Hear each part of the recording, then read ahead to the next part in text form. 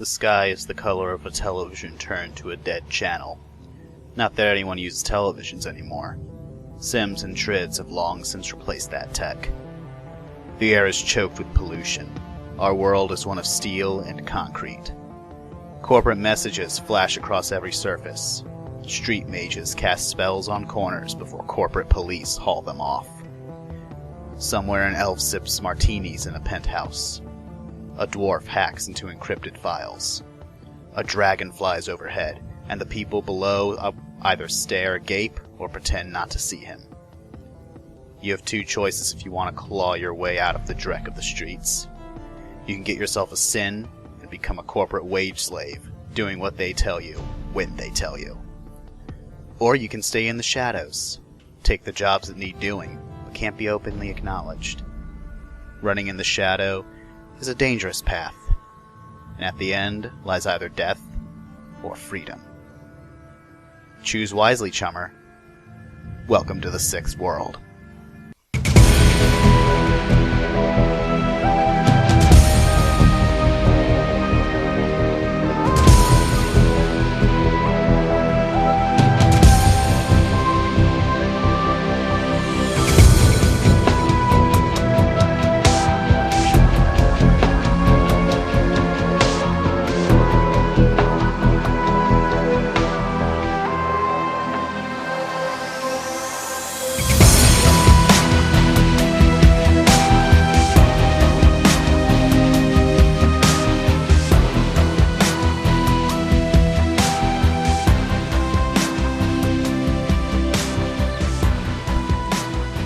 Hello everyone, and welcome once again to Rolling Ones, the RPG podcast. I can't Already screwed today. It up. Good job. I can't talk today.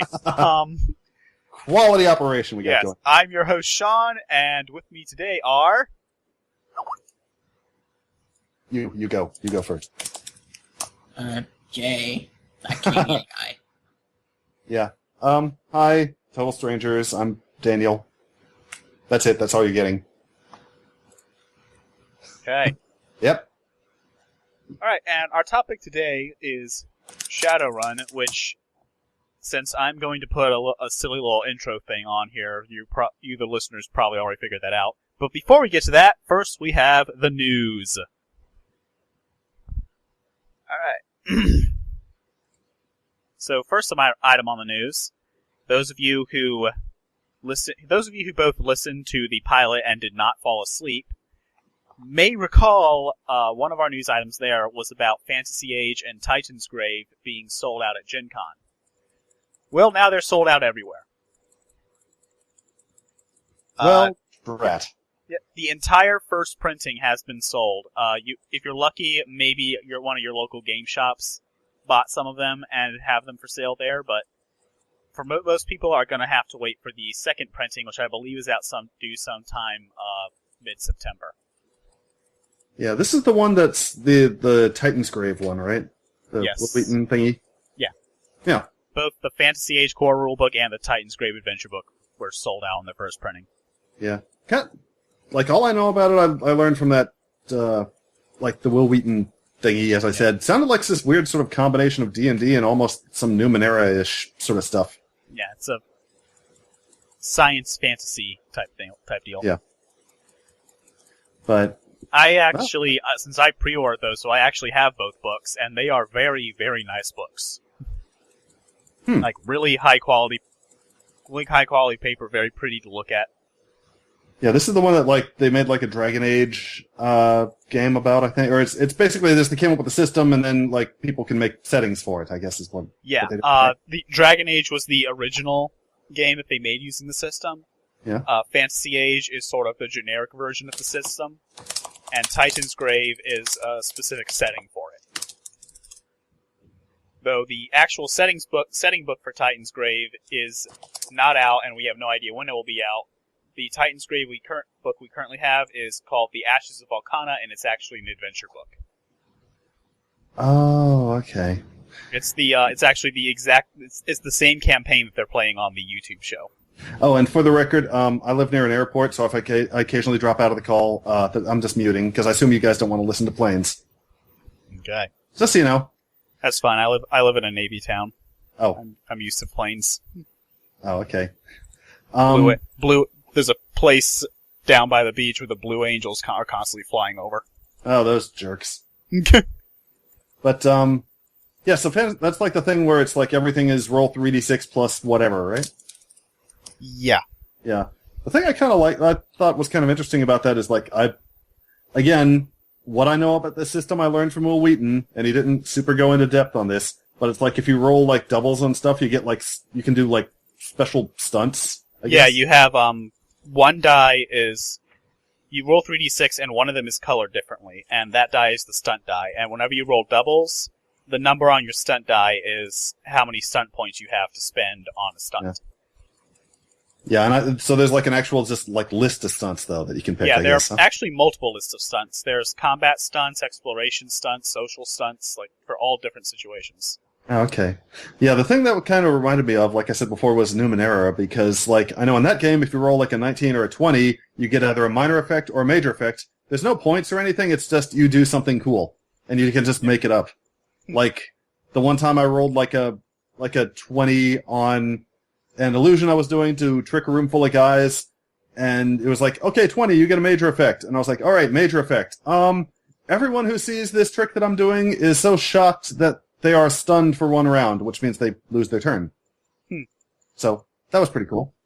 Yeah. So I guess it's sort of like that, but with a chart. Yeah. All right, gotcha. All right, so moving on to the next part on our list. Yep. Of news items. Next is coming in November is the 5th Pathfinder Bestiary.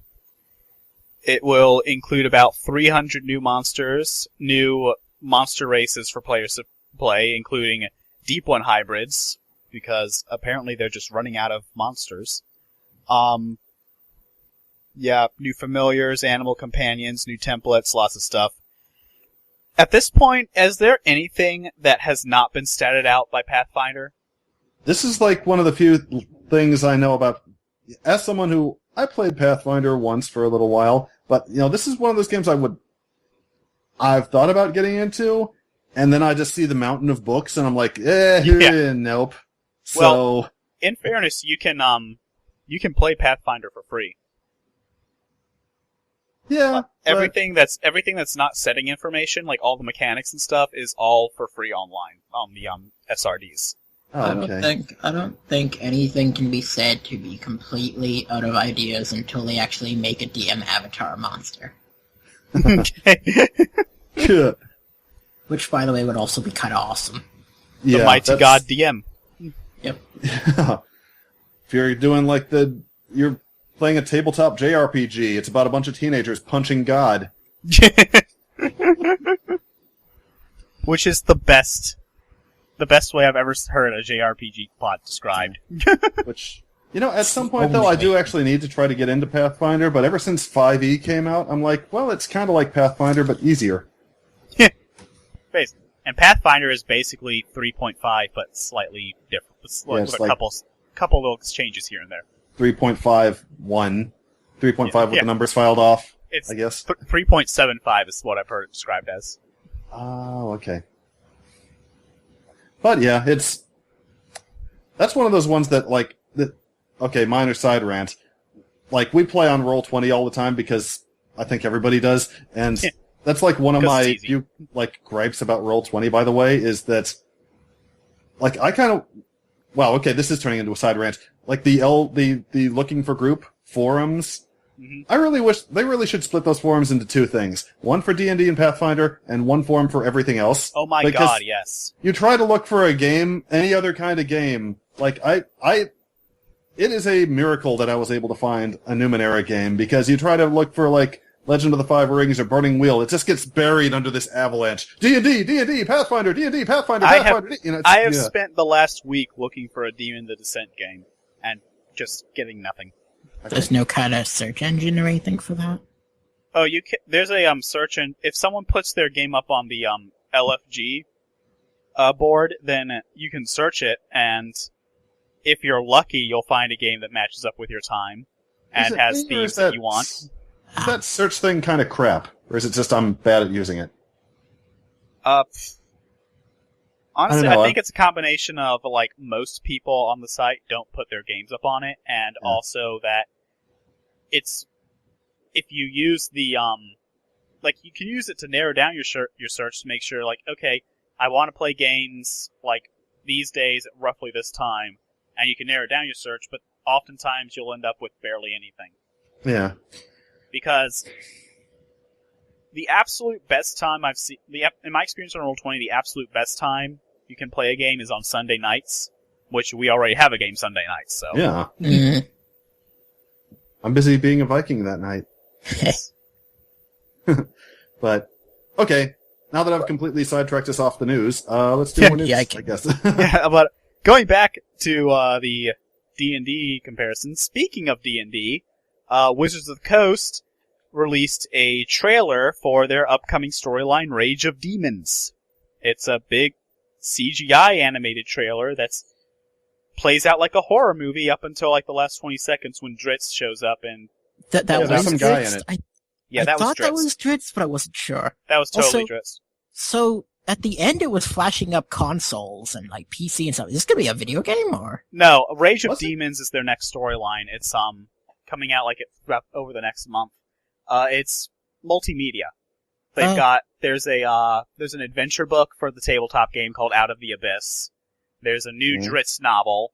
There's the video game Sword Coast Legends is tying into Rage of Demons on its Okay, so that's what that By was. the way, it amuses me that no one can pronounce that name, apparently. Drizzit. Drizzt. Yeah. Drizzt. Yeah. I always thought it was just Drizzt. Yeah, there's a video game, there's a bunch of books, I've got Okay, the so video open. The console flashing up was for the Sword Coast Legends video game. Got it. Okay. That makes sense. There are toys, you can get D&D toys or something. I can't really zoom in on this. It's Yeah. like little plastic minis to use on grids in the game. Yeah, there's minis, and then there's what looks like an action Those figure. those minis, I swear, like the Icons of the Realms minis that they're calling them. Like they're nice, they're very nice minis, but I hate that they're randomly assorted in boxes, like Oh, freaking that trading sucks. cards. I need this many, so I'm gonna have to buy this many boxes until I eventually frickin' get the one I need. Or you could Right, just so their go, plan or you works. could just go on Miniature Market and buy the specific mini that you want. Yep. Why did they do that? I guess because they're trying to make money off of it, and they're like, hey, we'll do it just like we do Magic. Pre-printed plastic something. You know, this is probably on a website. Instead of trying to look at the YouTube clip, why don't I just find the website? That would be the smart way to do it. Probably. Yes. Look, because this is my first podcast, okay? People get off my back. Oh, don't worry, we go on tangents all the time. Yeah. Let's Dritz's see. name is kind of hard to pronounce, especially Drizzt. his full name is like Drizzt Do'Urden. Do'Urden of House Do'Urden, like I don't know, like ninth house of Minzo Baranzan or something like that. Which Dear God. I like complicated names too. Like my Numenera character at the moment is named Dematu Melvin Teneron, but at least I can say that. Yeah. That is a very vowels in interesting there. name. So I have read 3.5 of the Drizzt books. And judging by the fact that, and one of them involves a little kid who, like, tries to pronounce his name and doesn't quite get it right, and it's written, when he's trying to pronounce it phonetically, it's written as Drizzit. So I assume that's what Salvatore was going for. oh, here we go. Sword Coast Legends, the new CRPG. But Drizzt is a lot easier. Sword Coast Legends, about Sword Coast Legends. Is this like a Baldur's Gate sort of a thing? Because that would be cool. Yeah, it's a Baldur's Gate style Oh, RPG, sweet. I'm like gonna play the shit out of that. Yeah, ever isometric, since- point and click type thing. It also, Specifically, I like it's Baldur's big, Gate Dark Alliance too. But yeah, the big thing for Sword Coast Legends that they've been hyping up is Dungeon Master mode, Ooh. which you can play multiplayer with one of the players acting as the Dungeon Master and building, and like, creating a dungeon and populating with monsters for the other players to fight. Oh, that's awesome. Hey, Rock Paper Shotgun's got like 40 minutes of it. I imagine that the DM mode would not be couch co-op though, because that would be kind of like ruining the point. I don't think the game is available for anything other than PC. PS4 popped up on the thing there, so. Yeah. September 11th, so long as you pre-order. Pre-orders. But, yeah, it'd be like, the XCOM multiplayer. Yeah. Playing that couch co-op kind of ruins everything because everyone can see everything you're doing. We were talking about the game in chat a couple days ago. I know that Max pre-ordered like the Dungeon Master bundle or something, so he's got like 5, so he'll get like 5 copies of the game to share And with he won't friends. give one to any of us. Yeah, that guy's a jerk. And what does anybody know the actual name of the Australian guy who plays Sanchi? No?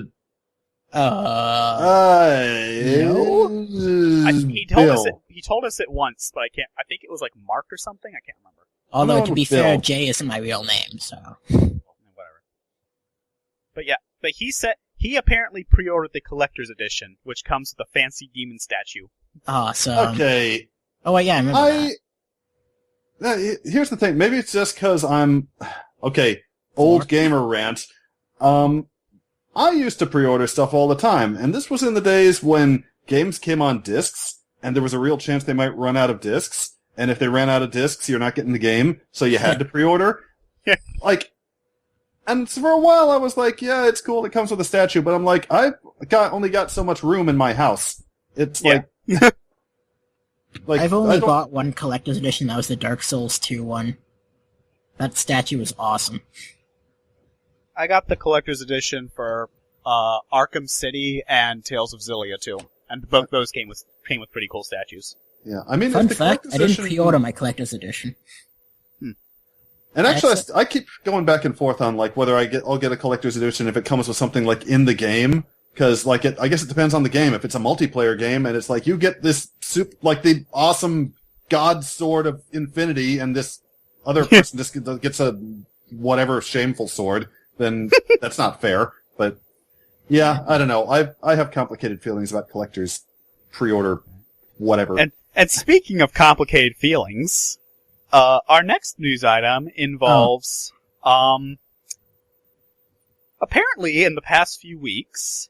If this is what it is, my feelings are not terribly complicated. Okay. Yeah, that was a really terrible segue. I apologize. Oh, no, But, yeah, we could say that his... no, wait, no, they're pretty straightforward, too.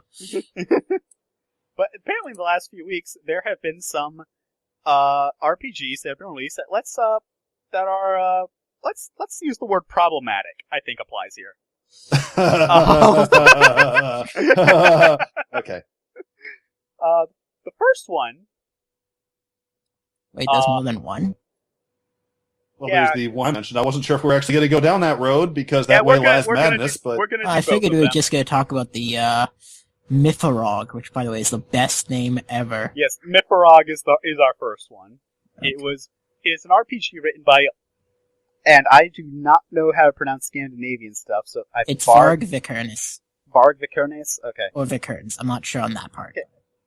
He was part of some metal band or something, and was and still is. He apparently stabbed a guy, and he stabbed one of his bandmates to death and got convicted wonderful. for it.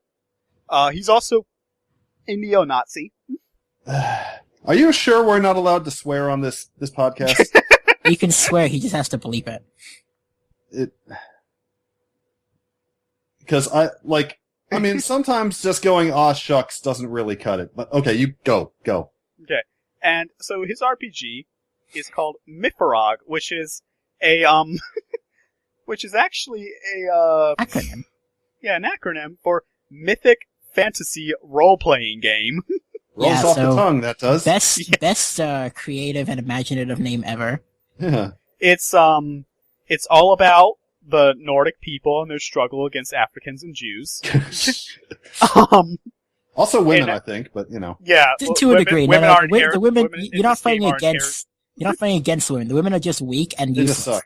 Yes. And let's see. It's insanely nuanced, I suppose you could say. This guy, look, he never saw a chart. He didn't just spooge himself over. Let's put it that way. Retentive as... The swimming chart is oh not god, just I'm looking at it now. yeah, not just how many different places there are. Like try to swim during light air, try to swim during light breeze. During light air, what the hell is moderate that? Breeze. But gentle breeze and light breeze get their I'm own not thing, sure which is how I'm not even sure how he organized it. Like it's not organized by modifier. It's not organized alphabetically. It's Yeah, just when I was looking at it, I had no idea what any of it meant. I was like, I get what the modifier means, but why? What is going on here? Okay.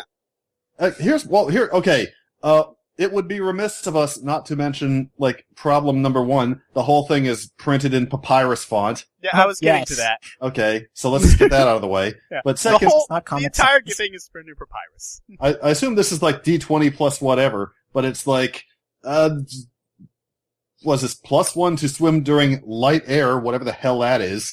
+2, try to swim during light breeze. What's the difference between a light breeze and a gentle breeze? Or a fresh breeze? Apparently, I looked this up. Apparently, it's based on a scale of wind speeds but he was using the whatever language this is his native tongue, like Swedish or something. Whatever. I don't know. He was using that and like the terms for that apply to that scale and then translating them to English. Okay. All right. Well, That at least is kind of understandable. Still really stupid, but... Not really, because this is a swimming chart and not a flying chart. But, So there's that. Oh yeah, I'm not sure how air really affects swimming all that much. Yeah, what if you're underwater? It does affect air. Wind actually does have an effect on waves. Yeah, there's like it does, but yeah. This is like at least I can't think of any way that it affects the waves without also affecting the current, and yet there's a different thing for current and different breezes. So yeah. I mean, good point. Just like this is just. He's got charts for everything. There's like charts for swimming. Here, let me see if I can find some of these other charts. I really want to try and find like a free copy of this. It's someone uploaded somewhere just so I could look at this and be like, wow, this is fucking hilarious. Yeah. Here's one of the best ones. Nobles are inherently good and pure in this RPG world. Oh yeah, I love also the name of the RPG world is Thule. Yes. Like the Thule Society. That's See, awesome. here we go. Vicurnus wants the game to be realistic, but he goes for the most pedantic form of real. This is from the metalsucks.net thing. Yeah, That's we what heard I'm that. looking at. Yeah, down to a chart that tracks your character's aging practically minute by minute. Dude even has his own system of measurement. I really want to know what that means. Like, it says it there, and I want to know exactly what this unit of measurement is. Yeah. And again, I would just like to reiterate the biggest crime of this game. The entire thing is printed in papyrus. Yeah. Would it be better or worse if it was Comic Sans? Oh, that's a You know what? question. Comic Sans at least implies that he isn't taking this seriously. Good point. True. Like papyrus is a font that is only appropriate if you are an American restaurant that sells European food. Look, I haven't forgiven Joss Whedon for printing like the Serenity logo in papyrus, so I'm certainly not going to let this guy off the. Okay, I almost dropped an F-bomb again. So Again, he'll just I'm containing myself for the moment. I assume when we get to the actual problem, give it'll be Sean harder. more work. Keep swearing. You'll have to bleep it. It's funny. There is a Bangladesh restaurant near my house that uses papyrus for its signs, and that is the only. And like I said, American restaurants selling European food is basically the only circumstance in which papyrus is appropriate. Yeah, here we go. Nobles are naturally superior to the peasantry in this world. It's the natural order of things. Yeah. Yeah, let's see. Well, what do you expect from a neo-Nazi? I love the progressive and then immediately recessive, or whatever the opposite of progressive would be, thing that the thing talks Regressive. about. Yeah, here we go. People of Middle Eastern and African descent are represented. They are the filthy, vulgar, poorly educated, animalistic coppermen, which means coppermen. You can't play them. They are intended to be cannon fodder. Yeah, but what I was talking about is I love he talks about there's like an almost progressive thing where there's like this one tribe or group or something that allows women to fight, but they die quicker because they're weaker. So it's like, Oh God. oh, cool. And wait, no, never mind. The Darklings receive a bonus to spear throwing. I love You can't see it, but I've just got like a hand at my temple at the moment. Okay. It also brings up that chart of religions and stuff, and the evil religions. I think, and All right, but we're let's move on because we're at this rate we're not going to get to our topic. true. And oh yeah, we have another can of worms because I said that there was another thing. Daniel, you're the one that brought this to my attention. Oh God, really? I will actually. Okay, fine. Fine. Go. Tournament of Rapists? People did this. Someone, like, I assume not 12-year-old boys, but, like, grown people wrote a game called Tournament of Rapists and put it on DriveThruRPG and thought it was a good idea. And for those wondering, it does in fact use the D20 OGL engine. So it is compatible with Pathfinder and Dungeons and Dragons 3rd edition. I already closed the tab. I don't want to Google it again. They mentioned that it was part of like a hentai RPG. Yeah, like from my understanding, it is a supplement for a hentai themed RPG. Oh, good. Those aren't Well, you have no idea is insane and stupid. I do have to say that if it is just meant to be a supplement for something that's already a game essentially for perverts, the Tournament of Rapists idea doesn't seem like all that bad one. I mean, it's altogether it's a stupid idea, but it doesn't sound any more stupid. Look at the sentence you just said. The Tournament of Rapists doesn't sound like a bad idea. I just mean in comparison with the idea that it stemmed off from, I don't really see the problem. The idea itself is stupid, but it's just something that's if you don't see the problem, say the title of the game again. There is a big backlash against it going on. Yeah, no, I understand that. Yeah, a huge, like, people, like, writing to DriveThruRPG insisting that they take it down. At least they did. I don't think they have. I agree that it should be taken down. Yeah, at least one game publisher has outright pulled all their games out off of DriveThruRPG in protest. Basically, what I'm trying to say, though, is, like, I don't think it should be on DriveThruRPG. I don't think it should really be anywhere public. But if you're writing a supplemental story for something that already probably involves rape, sex, and all sorts of things like that, oh god, you're not gonna call it something. You know, it's not gonna be something not sex, rape, etc. based. Here, I just found there's a screenshot of when it was on. The Tournament of Rapists details the sadistic rape pure fight circuit, expanding on what you've seen already and introducing dangerous new sexual predators. The sadistic blood sport takes place in abandoned office buildings and atop Tokyo rooftops. Oh, it's Japanese. Oh, good. Of course it is. It's a hentai RPG. Of course they're using Japanese. An assortment of superhumanly powerful and humanly misogynistic men and even worse women step into impromptu fighting arenas, killing and raping the weaker in search of a multi-billion yen fight Why? Because it's part of a system where this makes sense. That's what I'm trying to say. There is... Because the entire system could be said to be crazy. This on its own is just a part of it. Hentai is messed up. Agreed. It's messed up. I mean, yeah, it is. Yeah, it's messed up.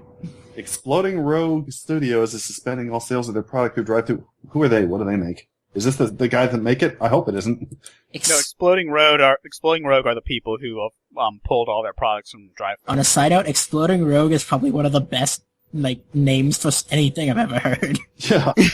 Well, that is usually what happens to rogues in my experience. I was gonna say, I don't think you ever want to play a rogue in any game they ever created. They make Iron Edda, which looks like a Viking sort of a game. Well, if it's called Edda. Yeah, that's probably. On a side note, we should totally start calling your people Vindyikings. Vindyikings. That's terrible, and you should feel shame. I do not feel ashamed. I don't know what shame is. Find me a dictionary. All right. Okay, let's move on quickly, please. Okay. They're bad, and they should feel bad. We've established. Okay, we can go. Okay, our final news item goes back to the multimedia thing we were talking about with D&D. So, hey guys, you know what video game I've been playing a lot of recently? Leisure Suit Larry. Angry Birds. No. Tetris? Is it Tetris? It's Tetris, right? Tetris? Yeah. Harebrained Schemes recently released their third Shadowrun CRPG. Oh, right. The thing you told us about in Skype right before we started doing this. I forgot about that. Shadowrun Hong Kong. Which I was actually, for some reason, I thought it wasn't going to be out for another week or two. No, it came out about a week or two ago. Oh. All right. Well, I mean, I played the Shadowrun first one, MLBA and it was game at some point. I got it because I was one of the Kickstarter backers, Oh, so I sweet. just downloaded it on Steam. Yeah, it's their third game. Shadowrun Returns was the first one. It was kind of linear. It had not really many It was okay, but not really that great. yeah, it was. Well, I mean, that's something I've noticed. Like, I've only been playing tabletop RPGs for like a couple of years, and that's something in retrospect that I'm starting to realize about like video game RPGs and computer RPGs is that the RP part, unless they go out of it, like even in games like say Mass Effect and stuff where you can pick different, it's like you can't really do everything, but Well, yeah, you can't. The programmers can't yeah, they can't. Yeah. They have to program every possible thing, which is impossible. So anyway, Which is why tabletop games are better. yeah, but yeah, The Shadowrun Returns was cool, but it was basically a line. Yeah, the follow-up to Returns was Dragonfall, which replaced the line with a hub-based, mission-based gameplay where you have a central hub area and you accept missions and go to different places. And it also, unlike Returns, had an actual party with characters and with their own storylines, and it was very, very good. Yeah, I made it all the way through Returns. I got part of the way into Dragonfall, but then Pillars of Eternity came out, and but what I played, I liked. Hong Kong, I think, is the best one yet. Awesome.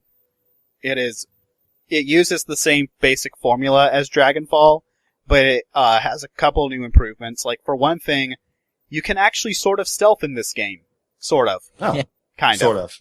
So, I don't think MLBA was the right term. What do you call games like Team Fortress 2, where it's like just two people in an arena?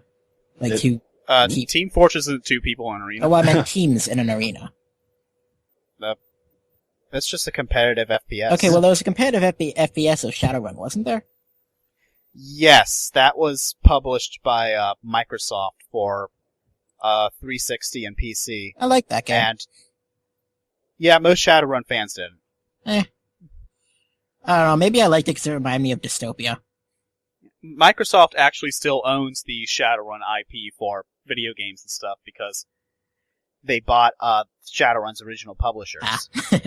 But so like the deal that Harebrained Schemes made in order to create their CRPGs for the series, they can only publish on computers and mobile. They can't publish their games on console. Huh. You think Microsoft would want them to publish their games on, like, Xbox and stuff? Because Microsoft basically just granted them the right to use the license, essentially. Yeah. But yeah, the Shadowrun games, they're the CRPGs. They're turn-based. They're the isometric point-and-click RPGs of yore. And they did kind of manage to sort of, kind of, maybe sidestep the inherent problem with, like, the one character who's the decker by just going, you know what, they all go on the same turn, which was anyway. Well, they sidestep the decker problem by the fact that it's a single-player game. Yeah. So you're not sitting there twiddling your thumbs while the decker player That does also something. helps, yes. Yeah. Which, that's, like, one of the things I've always kind of wondered about, and, like I've actually mentioned it a couple of times before. It's one of the things that, like, say, guys like Spoonie have mentioned. The issue with deckers is, like, I think they fixed it in 5e, I don't remember how, where the stuff that's happening in the computer, isn't that happening at, like, a billionth of a second? So it's like, they plug in and go, I'm in, I'm done. Yeah. I'm gonna have to look up how they did it in 5e, because I haven't really looked at the 5th edition rules that much. Yeah. It's been 8. Oh, and that's like a project, by the way. I remember that. I do have the 5th edition PDF because a couple months ago on Tabletop Day, Drive-Thru RPG had it on sale for like $5. Nice. So I bought it. I bought it, and I also got the Leverage RPG that same day. Yes. I also got mine totally legally and not... Anyway. I'm still disappointed that turns out Leverage isn't on Canadian Netflix. Hmm? Leverage was the show you showed me, right, Sean? Yeah. Yeah. It's apparently not on Canadian Netflix. Oh yeah, this is one of those shows that people are always like, you should watch this, and I'm like, I totally will, and then I don't. You should watch Leverage. Everyone should watch Leverage. I don't really watch shows. I'm gonna have to find You it know? somewhere other than Netflix. I mean, that would cut into Somewhere my totally video game legal.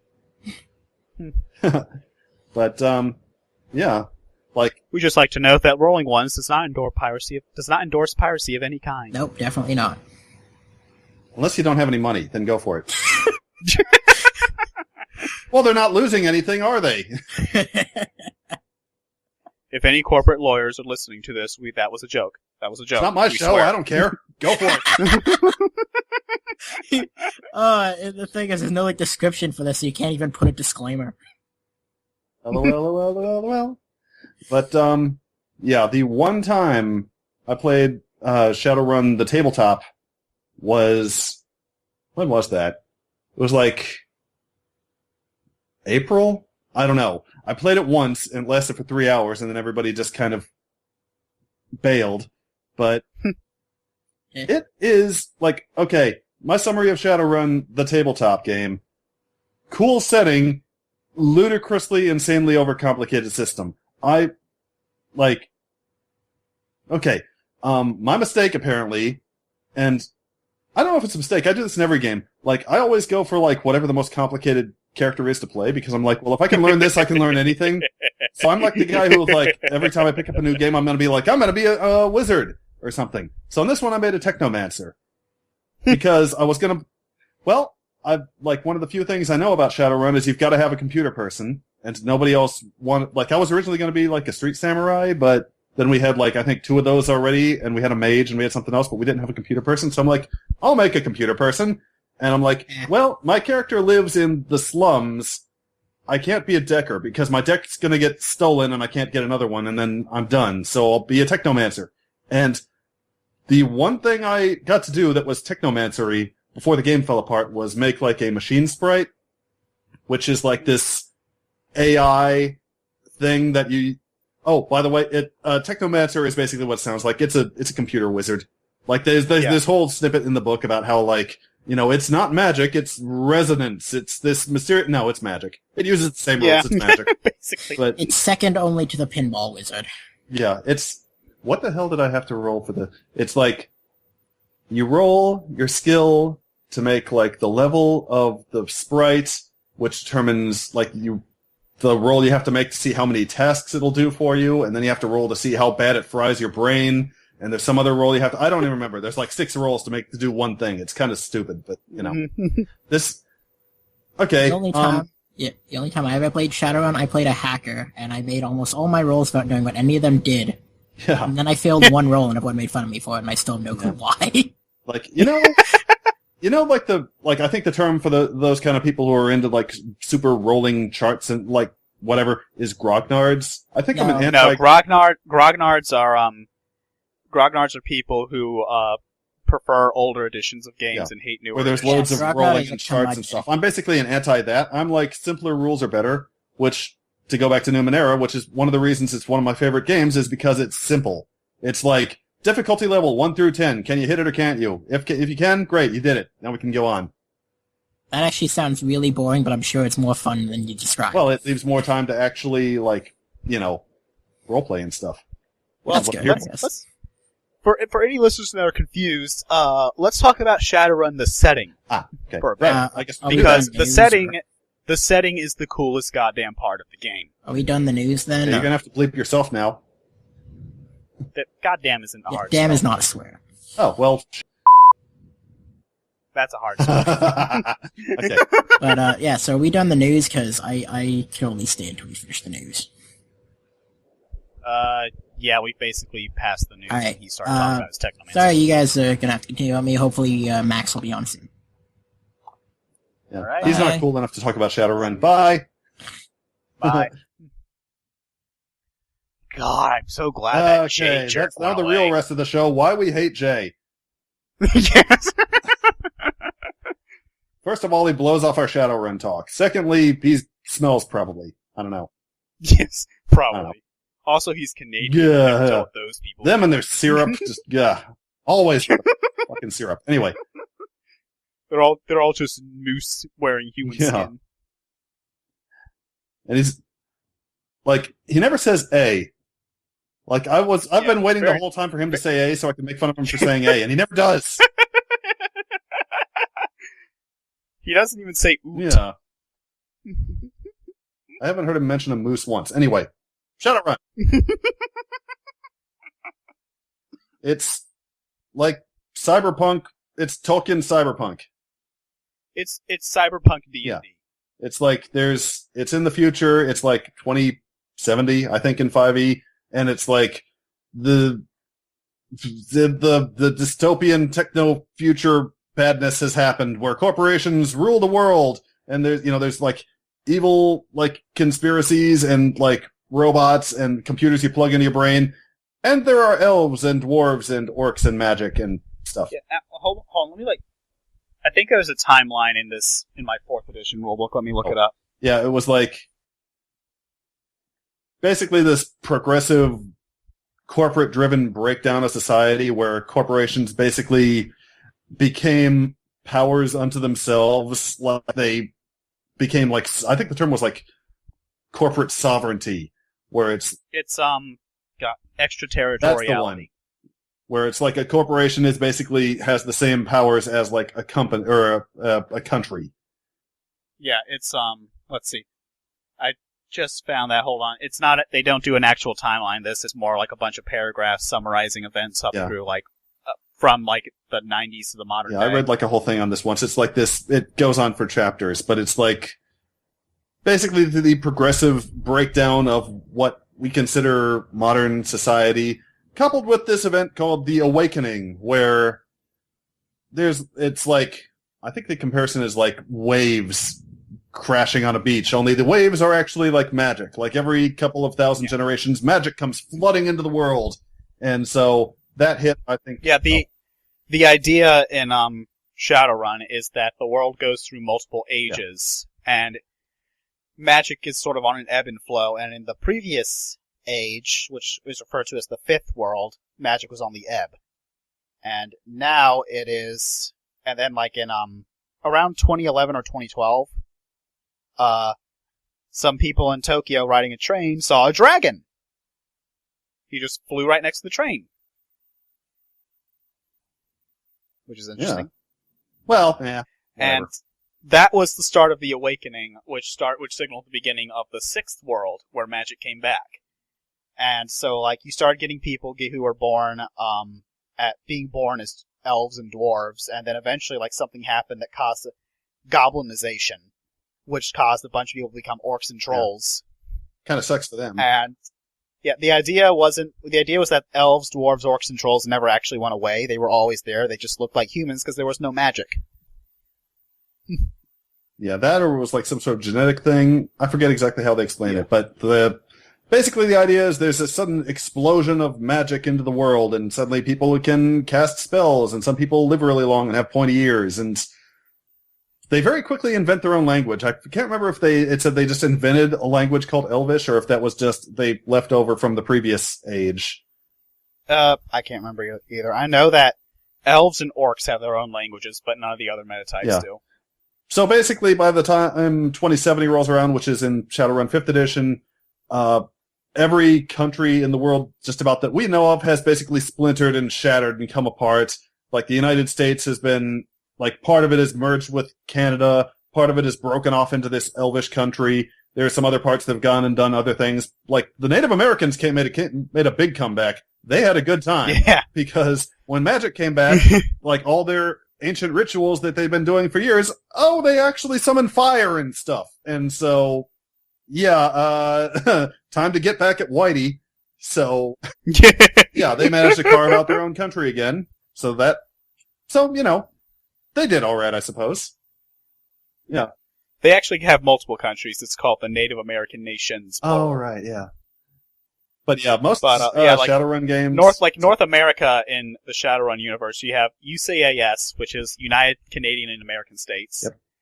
There's CAS, which is the Confederation of American States. Yep, those guys came back. The South rose again. And now they're magic. That's cool. California is now its own country. The Native American nations, which basically dominate the West except for California and Seattle, because Seattle is actually part of the UCS territory. Yeah, Seattle is like this, turned into this weird crossroads of like all these different things sort of coming together, which is why a lot of games in Shadowrun happen in Seattle. Yeah, Seattle's kind of the default setting for the game. Like you can do it in Chicago or Hong Kong, like in that one game, But yeah, and then there's like a Tir Tangere, or however you pronounce it, which is the Elven. I don't think nation anybody knows. Just elf land. I think they're going for a Celtic sounding thing. Which, apparently there's a lot of Celts in, Washington. But, I didn't see that coming. Maybe, I don't know, magic? But, the world is the nations don't actually matter that much. The world is ruled by the megacorps. And the most powerful megacorps form up the corporate court, which is basically a UN for corporations. Yeah, they're a fun bunch. Yeah. And the megacorps hold all the power in the world, essentially. You got, hold on, let me pull up my 5th edition. There's like Aztechnology, which is a corporation run by Aztecs who are into like blood magic and stuff. They are not delightful. They basically control all of Central America. Yeah, they basically they own Mexico and stuff. And they were like, what's cool? That building giant temples and cutting people's hearts out. That was all right. Let's do that. So they do that sometimes. There's a couple of Japanese companies whose names I can't remember. Yeah, there are like three of the companies are Japanese. Yeah, there's like a company that makes like all the guns in the world. They're doing all right. Okay, hold on. Let me find that. I got my PDF up now. Let me find the list. Yeah. Blah blah blah blah blah blah blah blah. Where is it? There it is. The corpse. All right. So the Big 10, which make up the corporate core as of 5th edition, are Ares Macro Technology, which is based in, I believe, the UCAS. It's based in Detroit. Alas, Detroit is good at something. Yes. Aztechnology, which is based in the nation of Aztlan, which is Mexico. Evo Corporation, which is based in Russia. Horizon Group, which is based in Los Angeles, which is in one of the Native American nations. I can't remember which one. The little thing says PCC. I'm not sure which one that is. What that stands for. I don't know. It's one of them. Mitsuhama Computer Technologies, which is one of the Japanese ones. I don't know if I'm going to come right out and say they just made up a name that sounded Japanese, but it sounds like that's what they did. Anyway. Yeah. NeoNet, which is based in Boston, another UCAS. Oh, by the way, if you're wondering why Japan seems to rule so much of the world, this came out like the first one in like the 80s, so, Yeah. Plus, I mean, it's cyberpunk. And Japan ruling half the world is like a common trope in cyberpunk. Like the money in this world is called New Yen, so there you go. Rinraku Computer Systems, which is another Japanese one. Sater Krupp Heavy Industries, which is based in Germany or the Allied German states, as they're called, and I'm going to come back to that because for reasons I will explain shortly, they are my favorite. Shiawase Corporation, which is the third Japanese one, and Wuxing Incorporated, which is based in Hong Kong, because apparently China does not actually exist anymore in Shadowrun. Oh, it doesn't? Oh, well. No, apparently that splintered. Yeah, my one game did not go that far. But yeah. But the reason Sater Krupp is my favorite is because one thing I love about the Shadowrun setting is that it can be ridiculous. Is that it is ridiculous in its awesomeness. Oh yeah, you could be like a half cyborg troll with a tank gun fighting like air elementals and robots and stuff. Yeah. But the CEO of Sater Krupp is named Lofir. Oh, that guy. And he is a dragon. Which... Like, literally a dragon. Oh, and for the record, this is not like D&D dragons. This is godlike engines of destruction. Don't piss them off or you die. Yeah, he's not just a dragon. He is one of the great dragons, and the great dragons are like basically gods. In fact, one great dragon named Doonzel Khan was elected president at one point. Yeah, woo, President Dragon. He was assassinated via bombing, like a few days into his term. Which is a shame because apparently he was one of the dragons that people seem to like. Yeah, he was like one of the dragons who wasn't awful. Or less bad, I guess. Yeah, he actually cared about people. I mean, I'm pretty sure he was not actually born in the U.S., so I don't know if he was eligible, but are you going to say no to a dragon who wants to run for president? I don't think so. No. Well, technically, since the great dragons are ancient and have existed for centuries, so technically, I mean, you can argue he was born in America before America was a thing. I'm just saying, we need to build some sort of border wall to keep the dragons out. Anyway, topical humor, moving on. Yeah, I believe that Brazil became the nation of Amazonia, and that's also ruled by a dragon named like Waddle or something like that. Waddle. Well, it's Huatl. Yeah, but it's Waddle. All the other dragons tease him. He's like the fat dragon with like glasses. Wait for me, guys. Okay. Waddle. Anyway. But I believe it's supposed to invoke Quetzalcoatl, which is weird because that's an Aztec deity, and he has nothing. And Amazonia has actually a huge rivals with Aztec technology in Aztec, so whatever. Mm. Shadowrun was written by Americans in the 80s originally, so it's not the most culturally sensitive game. Hey, you know what's really cool? Anime. Let's make a game out of it. And then they kind of went on from there. It's basically, but yeah, life for most people. If you've ever seen Johnny Mnemonic, you're on the right track. It's like you can be like a wage slave to one of these corporations and probably make just enough to not die and live in this corporate complex and live by corporate rules and, just never have vacations and God help you if you even think of the word union. And it's... But if you're a player character, you are a Shadowrunner, which is someone who goes on off-the-books missions of espionage and theft and assassination for the corporations against their rivals in a never-ending shadow war between them. Or not just corporations. You might work for, crime rings, or you might work for, probably not so much like politicians, because politicians don't actually count for much in this system, but it could happen. Yeah. Basically, whoever can pay you. Shadowrun is not a very idealistic game. It's on the cynical side of things. Bit. But again, it's cyberpunk, and cyberpunk is an innately cynical genre. But yeah, the idea is at least when the game starts, most games start like this. You are basically on the edge. You have very little money in your name. You've got to make your name somehow. You've got to find some way to land a job. That's basically what the game tends to come down to a lot of the time is the search for work so you can not die. And your work is also trying not to die. There's a lot of trying not to die in this game is what's going on, really. And it can be a lethal game, too. Well, lethal if you play it dumb. Well, lethal sometimes even if you play it smart. Which, actually, we should probably talk a bit about the system. We've mentioned before that Shadowrun is kind of a complicated system. A bit. Would you agree with that assessment? I would Daniel? as soon as I remember to unmute my mic. Which I have, because frickin' planes. Ugh, I hate them. But, yeah, a little bit.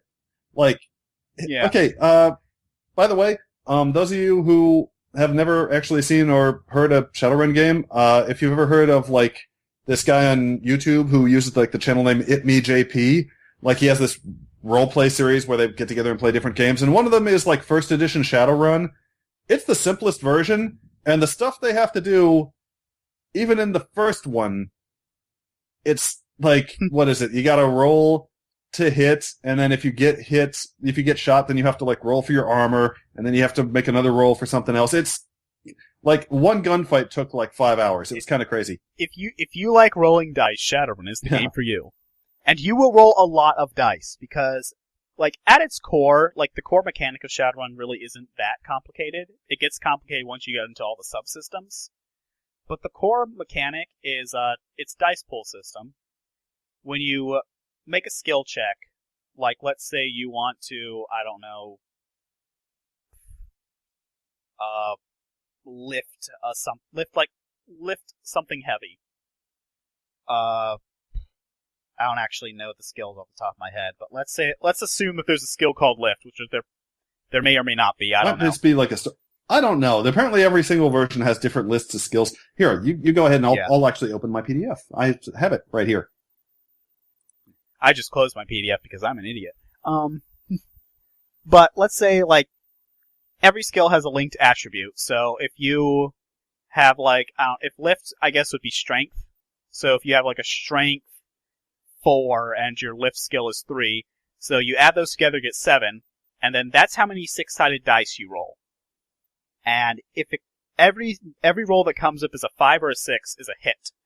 And your total number of hits is what you rolled for that skill test. My God, I forgot how many skills there are in this game. Yeah, there are a lot of skills. I'm pretty sure maybe lifting isn't even a skill in this version. Maybe it's just you just roll to see if you do it.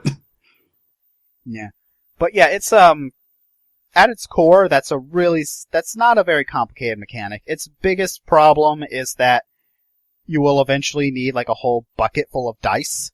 But other than that, it's actually pretty simple. It gets complicated because Shadowrun has a ton of subsystems. Like, combat has all of these fiddly little rules, and if you're a mage, you have to deal with all these fiddly little rules, and if you're hacking, you have to deal with a bunch of fiddly little rules. If you have a gun and you're trying to shoot your gun, it's like, are you standing still or are you moving? Do you have cover or don't you? Are you pausing to aim or aren't you? Are they moving? Do they have something else going on? There's like so many little pluses and minuses you gotta add up.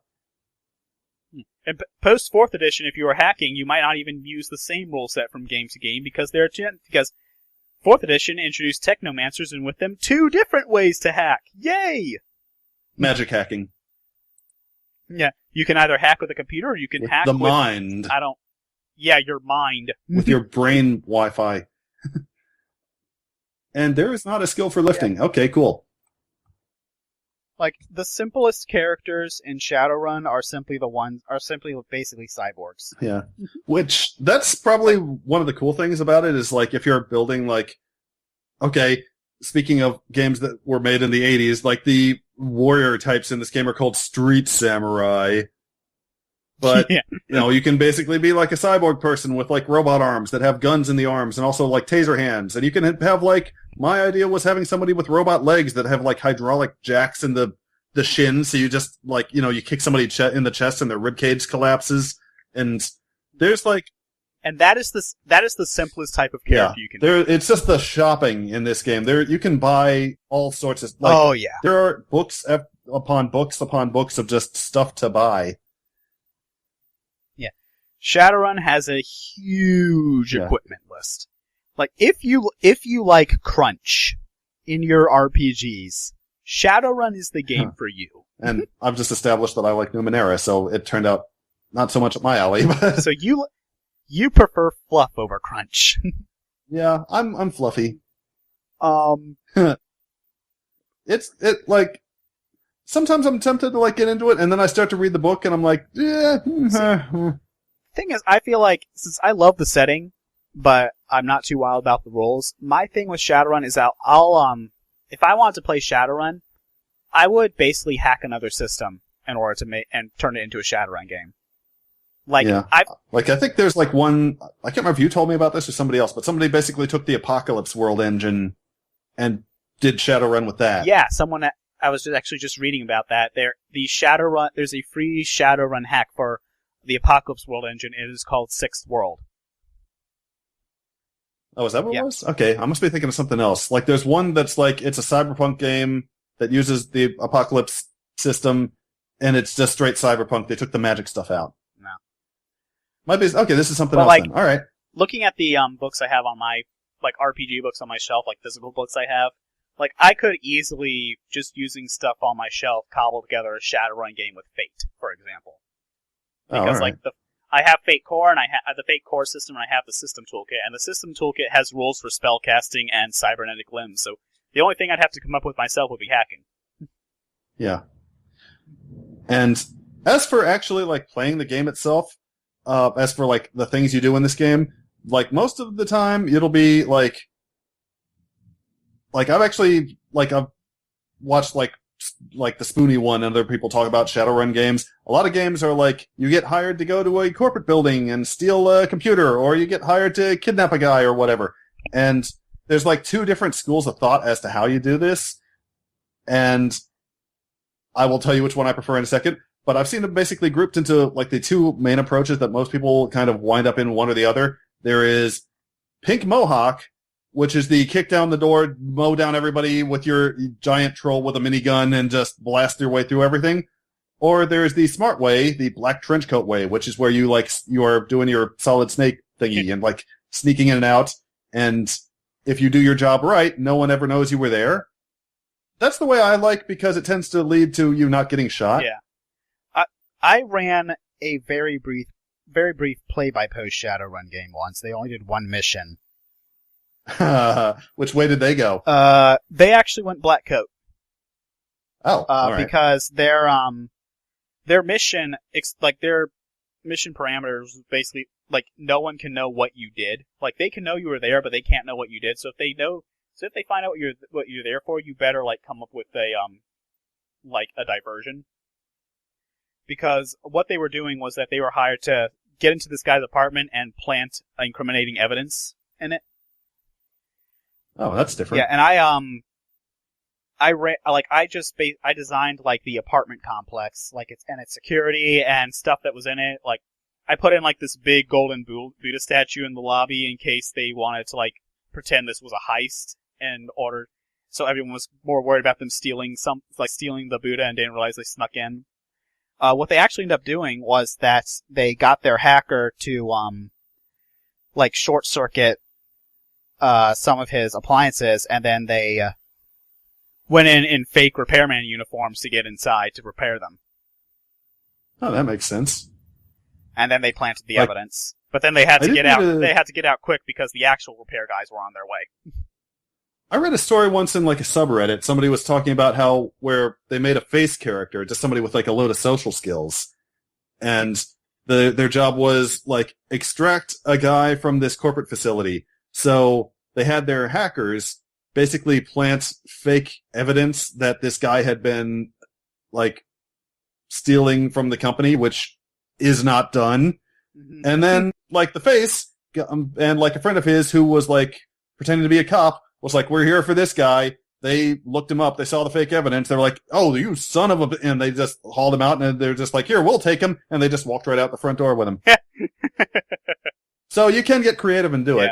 Well, but yeah, the thing you don't want to... In the game I mentioned, like, I specifically, because it was a play-by-post, so I specifically said, this is a play-by-post. Combat would not work well in play-by-post. You pretty much need real time to do a decent combat game.